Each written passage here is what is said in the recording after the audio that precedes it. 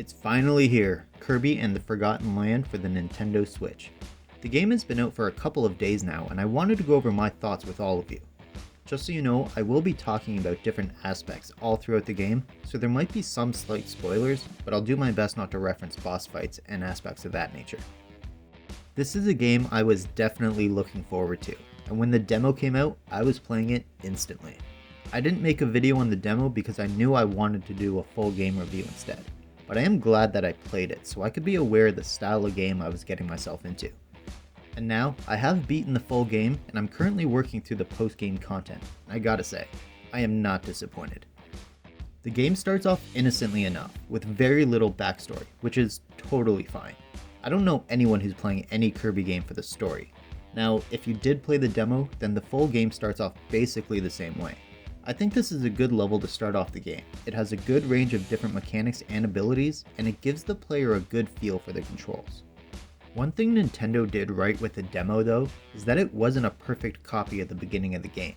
The demo gave us 3 levels if I remember correctly, but they weren't the first 3 levels of the game, which I'm really happy about. If the demo was the exact same, then the beginning of the game here would have been rather boring because I'd seen it before. But that wasn't the case. While the entire demo does take place at the beginning of the game, you do get to experience other levels in between the levels that were shown in the demo. As you get started in the game, you're going to notice the camera right away. It's locked in position. That decision can definitely be an issue for a lot of players, especially for players who are looking for a full 3D experience. This is not that. This is a fairly linear 3D adventure. I've seen quite a lot of people compare this to Mario 3D World, and while I understand the comparison, I never really got the same feeling. While the camera and layout of the levels are similar, the gameplay itself is totally different. Mario 3D World always felt more like a platformer. This game focuses more on puzzles and action. I also feel like Kirby gives you much more room for exploration compared to 3D World. Kirby and the Forgotten Land has lots of secret rooms and hidden alleyways to find. The game absolutely rewards exploration, even if it's not a full open world game. Every secret, every hidden entrance is there, visible within the level. It's up to the player to explore, use different copy abilities, and find everything that the game provides. Along with the fixed camera, you'll absolutely notice the visuals. They're bright, colorful, and vibrant, and this game shows off why I think Nintendo games are some of the most visually appealing games on the market. I think the character designs are adorable. Just look at the way Kirby swims, it's absolutely lovely to have this on screen. The enemy designs are really good too. Giant crocodiles, little flame heads with giant eyes, and little doggos are just a few of the enemies you're going to encounter, and I think they all fit in very well with the Kirby aesthetic, as do the boss battles. Now, I'm not going to show any footage from a boss because I don't want to spoil any of them, but I do think they all fit extremely well in terms of character design. Along with the visuals, I think the sounds are great. The effects from the abilities, the sound of taking damage, and so on, nothing sounds out of place. But the real joy in terms of the sound is the music. While I don't know if this is the best Kirby music out there, it's definitely towards the top. Everything sounded really good and crisp and always fit the feel of the level. Now, if you remember my last Kirby video, I had an issue with the narration from Kirby's Epic Yarn, and I'm glad to say that issue does not exist here. There is one brief moment towards the end of the game where you hear a voice over a PA system, but it sounded really good. I was only caught off guard because by that point in the game, I wasn't expecting any voice at all. As for things I was expecting to be in the game, Kirby's copy ability. Yes, I know, I played the demo, so of course I knew it was going to be in the game. But it wasn't that long ago that I played Epic Yarn, which took that ability away, so I am glad to see its return here. While not all the classic abilities are here, such as no spark ability, there is a good amount of abilities to use throughout the game, let alone the option to evolve them. The copy abilities can be evolved to make them more powerful, as well as slightly alter how they work. It can help give Kirby that extra little boost to take out multiple enemies at once. But we've all played a Kirby game before, right? If not, we've all played as Kirby in Smash Bros, so I'm pretty sure I don't need to explain Kirby's copy ability to you. It's his new ability called Mouthful Mode, Nintendo's wording, not mine, that everyone is curious about. While this new mechanic isn't nearly as adaptable as Cappy from Mario Odyssey, the concept remains similar. The new ability sees Kirby inhale a rather large object and ends up taking that object's shape, being able to do specific moves related to it. In the demo, we got to experience Kirby make use of a car, a cone, and a vending machine, but these are not the only options. Just like the bosses, I don't want to give away too much, but I'll show a couple of my favorites so you can see what I mean. Here we have a staircase that's used to reach otherwise unobtainable heights, but also to crush your enemies with one crunch. And here is the ability to be able to blow massive gusts of wind, either to propel a boat or to blow your enemies off a ledge. All of the Mouthful Mode abilities feel super creative and really help keep the gameplay from getting too stale. They're also used in interesting ways, and that allowed the developers to come up with some unique puzzles, especially for this style of game. As for the unique puzzles, they're not only in the levels, there's also specific challenge levels on the overworld map called Treasure Road. They're typically time-based challenges that make use of the different copy abilities. These challenges reward you with two different in-game currencies, general coins and rare stones, and these can be used to evolve your copy abilities. As you progress through the game, you'll be able to go to Waddle Dee Town whenever you desire. This is your home base area. You can take a nap to get your health back, play mini games, and evolve your copy abilities. As you save more Waddle Dees, you'll end up unlocking more of the town, which gives you more things to do. It's a nice little safe haven where you can just relax and do some of the side content, and I think it works really well. The game also does have a good amount of content.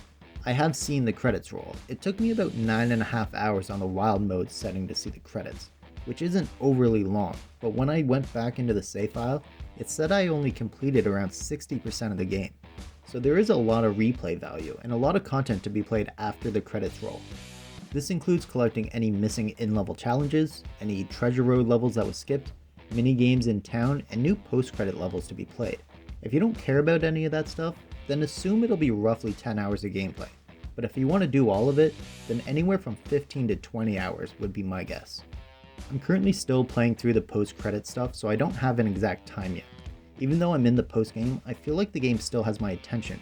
There was always a good mix of different enemies, abilities, and puzzles to keep my focus all throughout the game. Now, the game does have some other positives going for it that I usually don't bring up. But in this age of gaming where everything seems so negative, I want to highlight the positives. If you follow the gaming news and trends, you'll know that basically every game right now releases in a poor state of some kind. Well, I can inform you that the entire game fit on the cartridge. I didn't have to download anything, there was no day one patch, I put in the cartridge and I was good to go. The game also asked me if I wanted to be online for it. In an era when most games are trying to be live service, have microtransactions, and collect your online information, right away, Kirby and the Forgotten Land asks if you want to be connected online. Honestly, I felt quite good reading that. I think more games should ship this way. As you can tell, there's a lot of positive things I have to say about the game, but it's not all positive. Just like in Pokemon Legends Arceus, I did notice some choppiness in the distance of the levels, enemies glitching forward instead of a fluid motion. Just like in Pokemon though, as I approached the enemies, they would smooth out in terms of frames, so it never hurt the gameplay experience, but it did hurt the visual experience of the game. I also found myself always wanting to use the same copy ability, especially for the boss battles. It didn't matter what boss I was fighting, I always wanted to use the fire ability. Being able to set a boss on fire and let it do damage while I wasn't attacking was just too powerful to not use. It made me not want to use the other abilities. Maybe in part because I found the power that I enjoyed using, but I did find the game to be really easy. Now, it's a Kirby game, and I'm totally okay with it being easy, but I was expecting a bit more of a challenge when it came to the combat. Now, the challenges and puzzles are the more difficult aspect of the game. The only time I died before the credits rolled was during a challenge level because I fell off the edge too many times. I was close to dying in boss battles a few times, especially during the final boss fight, but I never actually did. I am also someone who is disappointed this isn't a fully open game. While I never got my hopes up for it to be a full 3D open world game, I was looking forward to experiencing something like that. While I'm happy this game plays extremely well, I don't think it was the full leap forward that I was secretly looking for. As for the length of the game, personally, I don't mind it, but I know it will bother some people. If you're looking for 80 hours worth of content, you're not going to find that here, unless you play the minigames over and over again. I did also try the online aspect, and it wouldn't connect for me. There's an NPC in town that you can go to make use of the online, but it would just say connecting nonstop. I also went to the main menu to make sure I enabled the online, and still, it would just say connecting the entire time. So it's nice it asks if you want to be online or not, but when I decided to opt in, it wouldn't work. I'm not entirely sure why it wouldn't work either. While this is a feature that I didn't need to beat the game, I'm disappointed I wasn't able to test it. But with all that being said, I think the game is great. I enjoyed basically every moment I've had with it so far. It's a good looking game that has smooth combat, cool copy abilities, creative mouthful abilities, fun and interesting puzzles, as well as a good amount of replay value. But features like the online not connecting, frame drops in the distance, and having some abilities be way more powerful than others do hold the game back a little bit. If you can avoid comparing the game to Mario 3D World, then I think there's a lot of fun to be had. Don't think of the game as Kirby 3D World, and instead think of it as a stepping stone to Kirby Odyssey. If you can do this, then I'll bet you will have a really good time with the game. And there we have it, my thoughts on Kirby and the Forgotten Land for the Nintendo Switch. Let me know your thoughts on the game down below. Have you picked it up yet? Do you think it's similar to Mario 3D World, or do you think it's similar to something totally different? If you enjoyed the video, then be sure to hit the thumbs up, it really helps out a lot. And be sure to share the video with anyone who might enjoy it. If you're new here, then don't forget to hit the subscribe button for more video game related content.